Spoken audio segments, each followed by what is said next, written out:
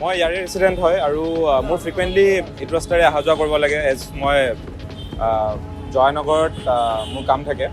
চ' ব্ৰিজটো basically around 2 months হৈ গ'ল মানে ৰেট্ৰফিটিঙৰ কাম চলি আছে। চ' পিডাব্লিউডি অলপ সোনকালে কৰিব লাগে মানে ৰেট্ৰফিটিংটোৰ কাৰণে মানে মানুহৰ ডে টু ডে বহুত প্ৰব্লেম ফেচ কৰি আছে কাৰণ ইয়াত জেমটো বহুত সাংঘাতিক জেম লাগি আছে।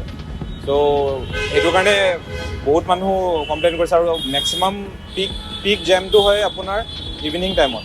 চ' যিহেতু এইটো অফিচ আৱাৰ হয়, অফিচ মানে মানুহবোৰ ওলাই আহে, ত' এইটো টাইমত মানে সাংঘাতিক জেম লাগে আৰু মানে এৰাউণ্ড কনজেশ্যন টাইম 10 minutes আপুনি জেমত ৰখিব লগা হয় মানে। চ' বহুত হেজেল হৈ আছে মানে। এখন ব্ৰিজখন কি হৈছে নাজানো আৰু পকাৰ ব্ৰিজৰ ওপৰত আকৌ কাঠৰ ব্ৰিজ বনাইছে, কেনেকৈ কি কৰিব মানে কি টেকন'লজি লগাইছে নাজানো আৰু, কিন্তু মানুহৰ যথেষ্ট অসুবিধা হৈছে, বহুত অসুবিধা হৈছে। তাৰ কাৰণে মানে ওপৰত ৰাস্তা বন্ধ কৰি দিয়া আছে। আগত মানে ওপৰেদি গাড়ী অহা যোৱা হৈছিলে, এতিয়া বৰ্তমান ওপৰেদি অহা যোৱা বন্ধ হৈ আছে। সেইকাৰণে তলেদি চব গাড়ী ট্ৰেফিক পুৰা জাম হৈ আছে। আমাৰ বহুত পাব্লিকৰ হাৰাছমেণ্ট হৈ আছে।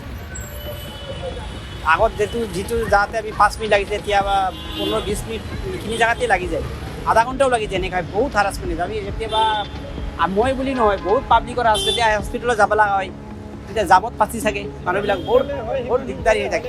পেচেণ্ট আনিব লাগে 9:30, আহিছোঁ 10:30। ৰখিব লগা হৈছে আৰু ডক্টৰৰ কাৰণে এতিয়া সেইটোৱে বহুত প্ৰব্লেম হৈছে। তাতে আৰু গৰম। চৰকাৰে এইখিনি ভালকৈ সোনকালে কামখিনি কৰিলে সুবিধা হয় মানুহৰ বহুতখিনি।